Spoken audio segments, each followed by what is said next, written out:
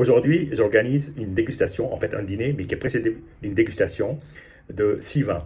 Et j'ai voulu choisir un thème un peu original, sachant qu'en plus, les amis sont internationaux, plusieurs pays sont représentés, la France, bien évidemment, le Liban, mon pays d'origine, l'Espagne, le Pérou, le Mexique, la Russie et le Venezuela. Donc, géopolitiquement, on ne peut pas faire plus mélanger, mais le thème sera quand même les vins et les cépages, d'une certaine façon, et puis les styles.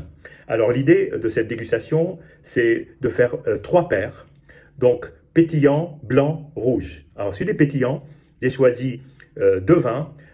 Un vin pétillant de Catalogne, dans l'appellation Corpinat, qui maintenant de plus en plus se substitue au cava dans les grandes maisons, et du champagne. Et l'idée, c'était de placer côte à côte 2 cuvées, qui sont des cuvées de très long élevage. Celle de Corpinat est de 60 mois, celle de Champagne est de 54 mois, et toutes les deux ont été dégorgées la même année en 2019. Donc c'est des dégorgements qui datent de quelques temps, donc plus de 6 ans. Donc c'est intéressant de pouvoir déguster des vins pétillants qui ont eu le temps de vieillir en bouteille après dégorgement, donc au-delà du vieillissement en bouteille.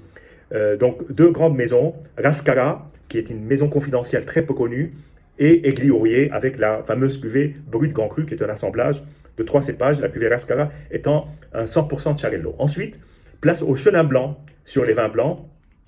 Le domaine Bernaudot, très connu avec sa cuvée Les Terres Blanches, 2011, donc c'est un vieux millésime.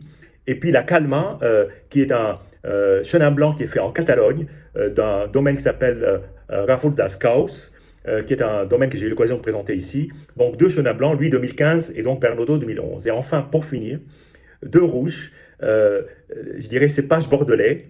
L'un qui est cépage, je dirais même rive droite, pour être tout à fait précis. Donc l'Être, qui est un Côte de Castillon, Bordeaux Côte de Castillon, qui appartient à la galaxie du château Le Pin, en 2016. Et face à ce Être, que j'ai beaucoup apprécié, il y aura le vin de TD9 de Schaffer, Napa Valley. Tous les deux sont en majorité Merlot. Donc j'attends ce moment avec impatience et surtout écouter les commentaires des différents dégustateurs. Ça va être absolument passionnant, surtout que chacun provient d'un horizon différent. Ce n'est que plus enrichissant. Donc je suis ravi d'accueillir ces amis pour cette dégustation assez particulière. Voilà, je vous dis à bientôt.